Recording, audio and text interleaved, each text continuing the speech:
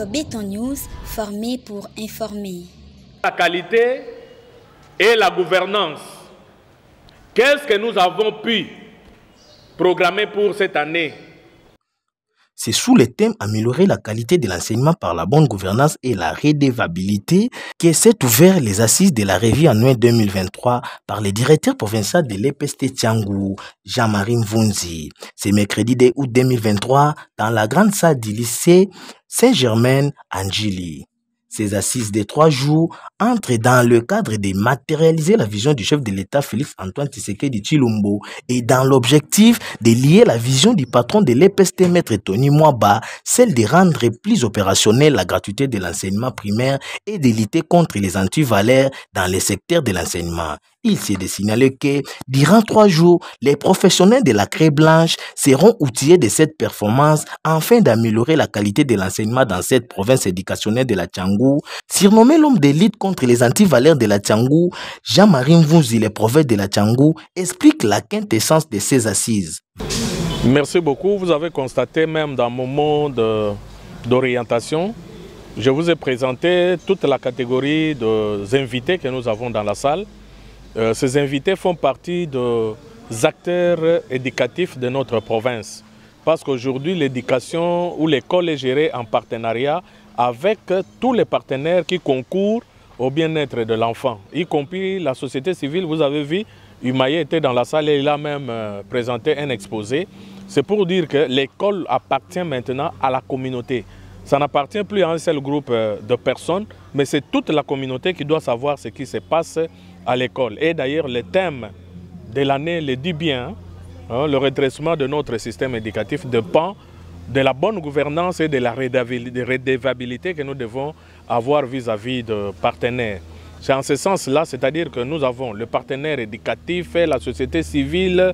Dans le partenaire éducatif, il y a même le syndicaliste, il y a les coordinateurs, les gestionnaires des écoles conventionnées, donc des églises. Tout ce groupe-là, nous sommes venus réfléchir ici pour ce qui est des problèmes de notre province. Au départ, nous avons identifié les problèmes au courant de l'année. Comment nous avons résolu ces problèmes-là, que nous avons appelés les PAO? C'est un plan d'action. Quelles sont les actions que nous avons planifiées au courant de l'année? Comment nous avons fait pour trouver des solutions à tous ces problèmes qui ont été posés? Et c'est ce que nous venons maintenant évaluer avec la revue annuelle de performance, comme on appelle. Qu'est-ce que nous avons réalisé comme performance? Celle que nous n'avons pas réalisée, pourquoi? Est-ce qu'il y a possibilité que nous puissions mener ça l'année prochaine pour que l'action continue? Parce que ça ne se limite pas ici. L'année est cyclaire. C'est comme ça que nous avons travaillé ça. On appelle ça revue annuelle de performance. On vient revoir ce que nous avons réalisé en termes de performance. Et dans le performance aussi, il y a des défis que nous avons rencontrés au courant de l'année. La cible, nous, c'est la fin de l'année que nous consacrons maintenant dans le bureau gestionnaire. Nous terminons l'année dans la province avec l'organisation de la RAP.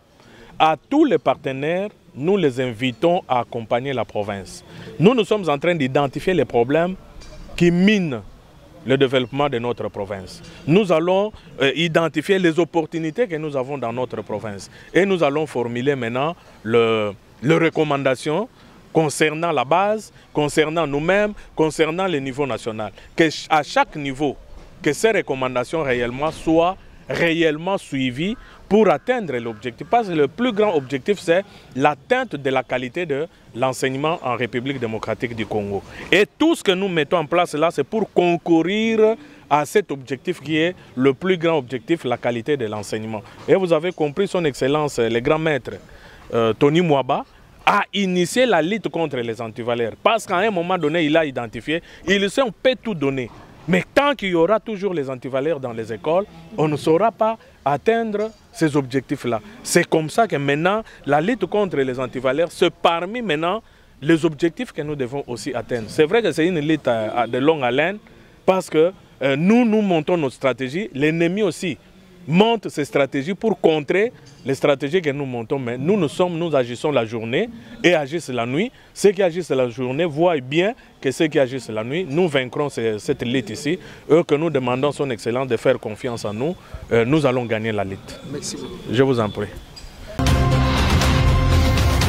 Mag Cric Béton News, formé pour informer.